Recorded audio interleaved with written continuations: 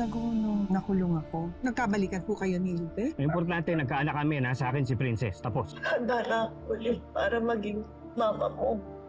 Mama? Anak! Anak ko! Nagkaroon ka ng kasalanan sa isang tao dahil? Dahil yung bagay na dapat ay kanya ay inilayo sa kanya at naging instrumento ako. Hello? Si Leilani to, magkita tayo ng personal. May kailangan kang malaman. Leilani?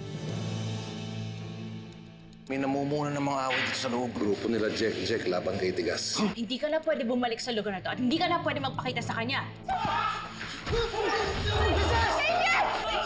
Huwag kayong lalapit!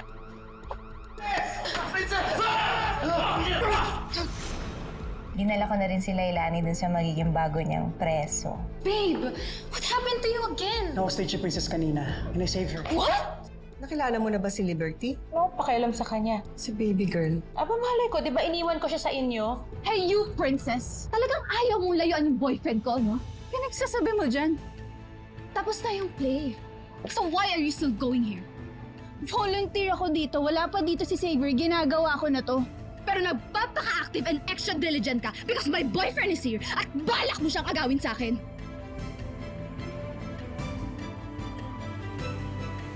Alam mo, kahit PDL na si Xavier, kahit bumaba man yung status niya, you're still not on his level para patulan ka. Alam mo, kahit anong sabihin mo, hindi na ako naiinsulto. Paulit-ulit ka na lang eh. Wala nga akong inaagaw sa'yo. Tsaka alam mo, yung mga sinasabi mo, hindi naman ako yung iniinsulto mo eh. Si Xavier yung pinagsasalitaan mo ng masasama. Alam mo, ayaw! Nagpapalinis ka ba talaga? Ano? Ano? Ano? Ano? Hindi kita titigilan! Hindi mo tinitigilan yung boy nilalayuan yung boyfriend ko! Ano? Wala di ka! Stop! Stop flirting with my boyfriend! Let me go! Ano? Dipinol! Ano? Tumayo ka! Ate Leilani? Ate Leilani, is that you? I'm so sorry po. Kilala mo ko? Of course! You're Xavier's mom. I'm Libby, his girlfriend. Nakita na po kita nung binisita ka ni Xavier sa hospital. And also po dun sa video. Oh my gosh, I'm sorry you're in pain. Kasi nga tinulak mo lahat na lang sinasaktan mo, Libby! Kasalanan mo because you provoked me! Huwag mo kayong mag-away! Princess, halika na. Samahan mo naman ako.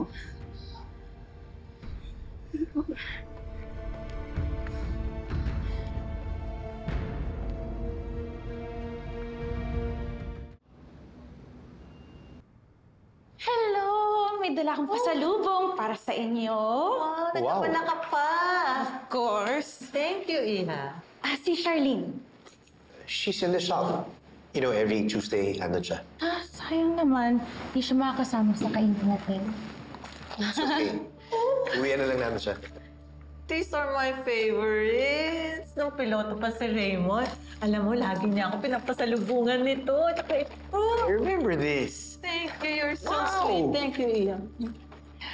Actually, Sonia, kami yung magkasama nun. Nagde-date kami nun eh. Remember, pag may mahaba tayong stopover, lalabas tayo, pupunta sa mga restaurant, sa mga bar, iinom, kakain, tapos bibili namin yung mga paborito mo. Oh, thank you. Yeah, those were the days. Thank you, thank you. I really appreciate it. Favorite ko to, namiss ko to Walang anuman. Siyempre, alam ko favorite mo yan, kaya nilagay ko talaga yan para sa'yo. Anything to bring back the good times. Oh.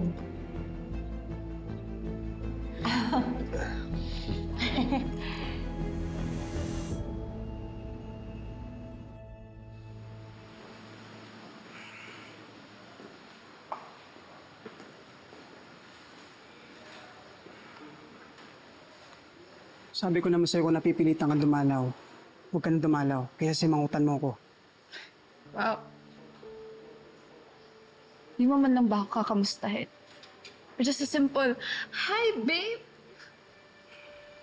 Nakita ko na kasi na di ka okay. Ano ba nangyari? Fine! Nagsiselos ako. Dahil hanggang ngayon, dikit ng dikit pa rin sa'yo si Princess. I admit, we had an encounter kanina. Pero dumating yung mommy mo to stop us. Why you didn't tell me about it? Nakalabas na si Tita Leilani. Xavier, mukha ko tanga. Ako yung girlfriend mo, pero parang mas may alam pa si Princess na kung ano nangyayari sa'yo. Pero mas close pa sila ni Tita Leilani eh.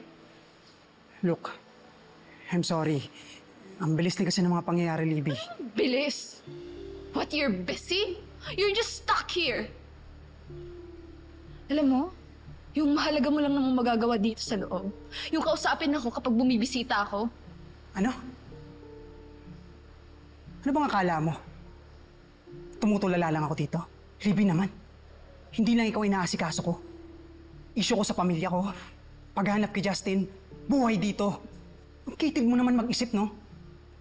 Alam mo, kung aawayin mo lang din naman ako at reklamuhan, iwan mo na lang muna ako.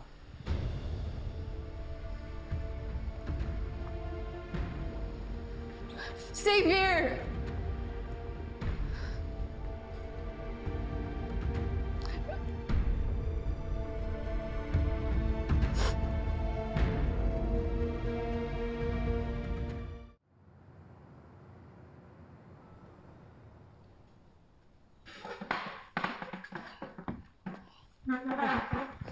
Dado, bakit po? Onse, pasuyo naman, pakiabot tong kahon na to.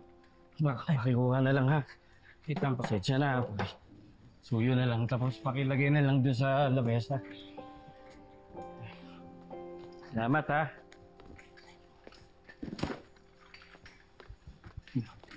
Ayan na po.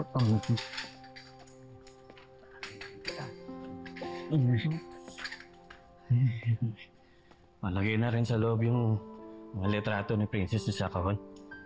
Sige po.